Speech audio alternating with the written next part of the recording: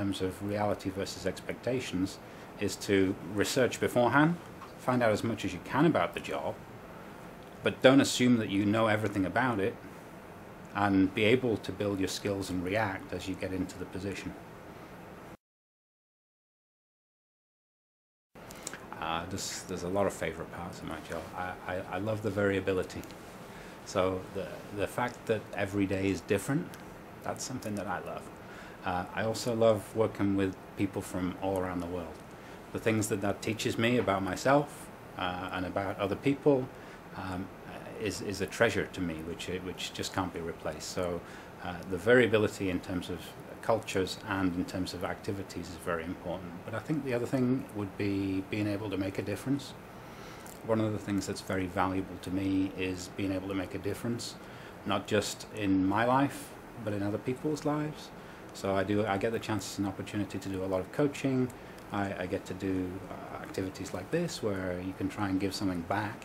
And those things mean a lot to me too. So that's another thing I really like about this job, is the flexibility to be able to do things which are not the normal day in, day out activities of a role. The key skills needed for project leadership are really twofold. So there's leadership skills and project management skills. Now, I'll tell you a little bit about each of those. So leadership skills first, it's really around getting a balance between three things. So strength and the ability to set a vision, the ability to have courageous conversations with people, set expectations clearly and then hold people to it. That's a strength component of leadership skills. That has to be in balance with two other components. One is integrity.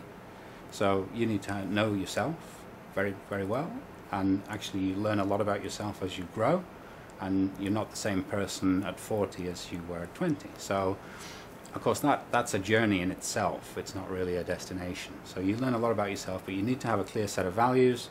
You need to be able to live those values day in, day out, so that people understand where you are, what you stand for, and then there's trust that comes from that, which enables you to lead. So that's the integrity piece. Humanity is the third element, and all these three need to be in balance. If you're overly strong in one of the three, I don't believe it works too great, because you get unbalanced. But the humanity piece enables you to understand the potential in other people. You can see the potential of people in terms of the development, and you can help them achieve their goals. And in return, people end up giving a lot back in terms of motivation. So your team does well, the team dynamics work well, and the projects get delivered on time, cost, and quality, which is then speaking to the project management pieces, which are really around foreseeing the pitfalls, seeing things that can go wrong, a large base of technical knowledge which you build over years, and then you derive the ability to actually see into the future for things that may go wrong, things that can hold the project up, things that might slow it down, things that might become issues, and you can build in plans scientifically to actually address all of these issues so that you have the most effective delivery. So advice for students. I guess my first piece of advice would be to look to develop your career broad early, because broad experience is very easy to achieve when you're at the younger end of the spectrum. It's easier for companies to move people around into different jobs and take risks when you're relatively young. And also it's easier to do that. So in developing a broad experience in different disciplines, in different kind of areas early, it gives you the chance then to manage future developments in your career and bring a lot more value, because it's very difficult once you get to be about 40 and you're in a relatively senior position. It's sometimes difficult to actually move across. So broad experience early would be one piece, I'd say. And then it would be things like literally anything is possible if you have the skills and the passion.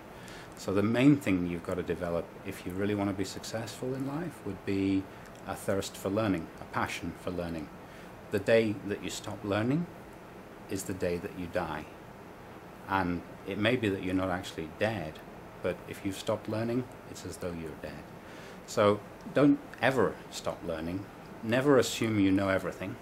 Don't take yourself too seriously. and go forward and learn stuff every day, because in doing that you generate the passion, you generate the ability to really motivate people towards things that people will deliver even though it may seem to be impossible. And that's the best thing that you can do, both for yourself and for everybody else.